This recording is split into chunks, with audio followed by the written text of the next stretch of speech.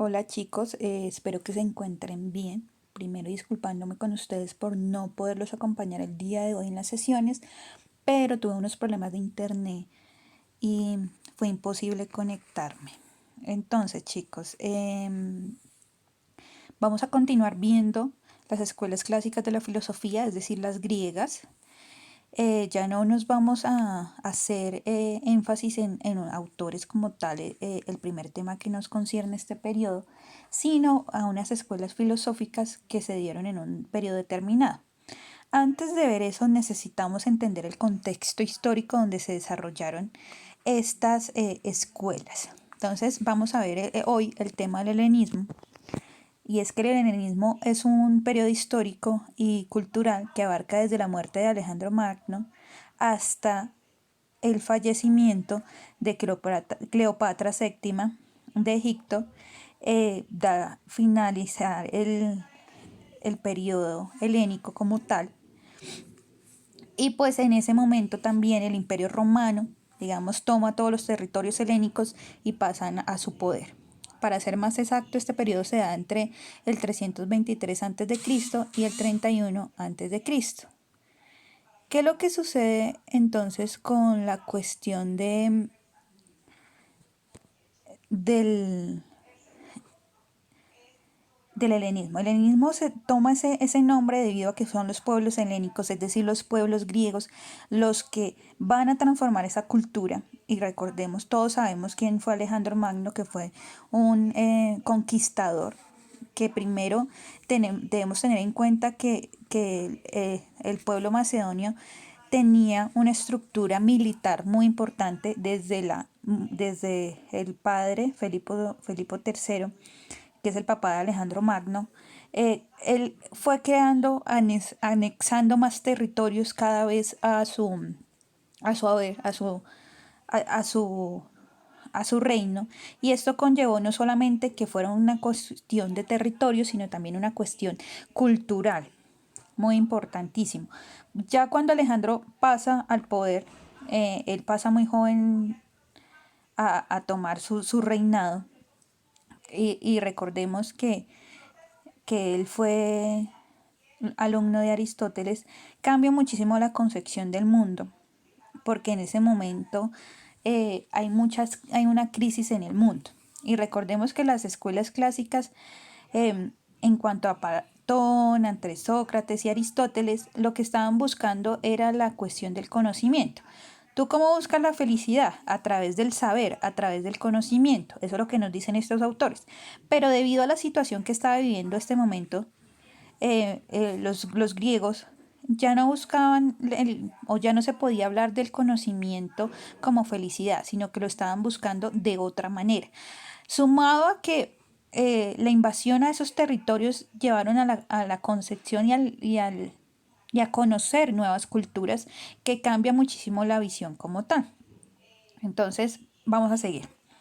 Hay que tomar en cuenta las características que abarcó dicha cultura, porque recordemos que no solamente tomó varios territorios griegos del mar Mediterráneo, sino que se fue mucho más ya hasta el imperio persa.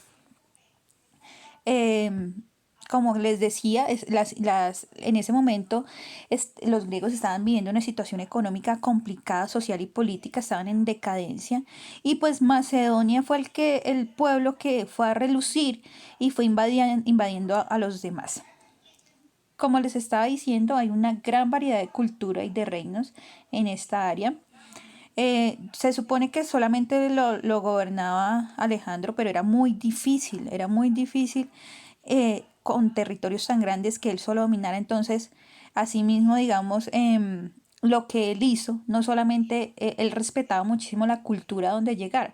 Entonces, a él no le importaba, digamos, solo invadir su territorio, sino que también ellos se sintieran como griegos, como pertenecientes a Macedonia, para que no fueran digamos, a ir en contra de su poder, ir en contra de su mandato. Él respetaba mucho eso, incluso él se casó con una princesa persa para mostrarle al pueblo de que tenía sus mismas costumbres, ¿sí? Él muere muy joven, a pesar de que tuvo digamos, una campaña muy victoriosa, militarmente le fue muy bien, él murió a los 32 años. Eh, Dicen que fue envenenado. Igual hay muchas historias y rumores frente a su vida amorosa, frente a que quién iba a ser el que iba a gobernar después de él. Y esto conllevó a que, ¿qué? A que hubiera muchas luchas por su qué, por sus territorios, a pesar de que habían gobernantes que eran sus mismos comandantes, sus mismos compañeros de guerra, hubo mucha lucha por los territorios. Esto, ¿qué produjo? Que hubiera mucha crisis en el imperio, ¿sí? Entonces, entre los mismos gobernantes y entre los mismo bando se peleaban porque quién era el que iba a tener el poder.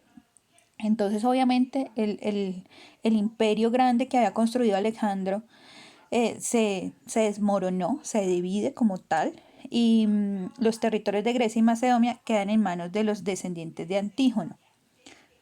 Las áreas de Persia y Siria y Mesopotamia y Asia Menor quedaron para los descendientes de Seleuco, y la zona de Egipto, Siria y Chipre para Ptolomeo. ¿Sí? Entonces se dividen los grandes imperios. Adicionalmente, existieron unos reinos menores que se encontraban estos centros también.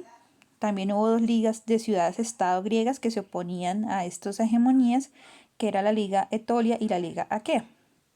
¿Cómo era en el periodo helénico el sistema político? Era una monarquía que era la que predominaba como tal. Estas eran personalidades y se accedían al poder por la capacidad bélica de cada caudillo. ¿Qué es un caudillo? El caudillo es el que representa a un líder, pero no solo es una cuestión de que va a mandar o que es el líder, es una cuestión también de que el caudillo va a representar un ideal. Alejandro Magno representaba los ideales de un hombre griego, porque no solamente era una persona intelectual, de buena familia, sino que también era un hombre fuerte, representaba el ideal griego. ¿Sí? Se hacía muy, muy común la práctica del culto a estas personalidades, al monarca. Dice que fueron deificados, es decir, que eran tomados como dioses. ¿Listo? Algunas ciudades se administraban de una manera diferente. La expansión de la cultura griega tuvo una enorme expansión a través de vastos territorios de signo helénico, lo que les estaba diciendo, que permitió que invadieran tantos territorios, no solamente que avanzaran en territorios, sino que la cultura helénica creciera como tal, es decir, todas las costumbres griegas llegaron a otros territorios. Y es que la cultura griega llamaba mucho la atención por las costumbres que tenían, porque les invitaba a pensar, los invitaba a conocer otras cosas. Entonces era muy, muy importante para ellos, y también empezaron, digamos, a influenciar no solamente la cultura helénica, ellos sobre los países invasores, sino también las culturas, hubo una mezcla de culturas como tal. Ahí dice que se caracterizó por las fiestas dionisíacas, que es el dios de Dionisio, el dios Dionisio, que es el dios del vino. Eran fiestas muy grandes donde tomaban, comían, también la actividad teatral y los teatros en general se expandieron.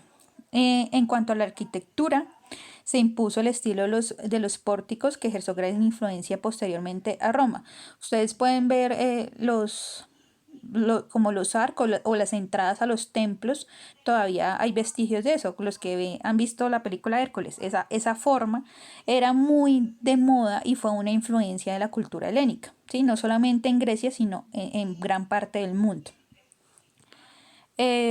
La proliferación de gimnasios, otra característica, no los gimnasios que hoy conocemos de hacer ejercicio, sino los gimnasios donde se estudia. ¿Listo? Avances científicos se produjeron importantes a nivel de medición de la circunferencia de la Tierra por parte de los Eratóstenes.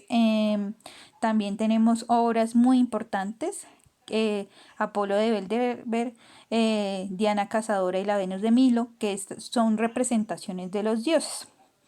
dentro de la filosofía, que cambia dentro del pensamiento. Lo que les estaba diciendo al principio del video es que la concepción de que la felicidad está en el conocimiento pasa muy desapercibida.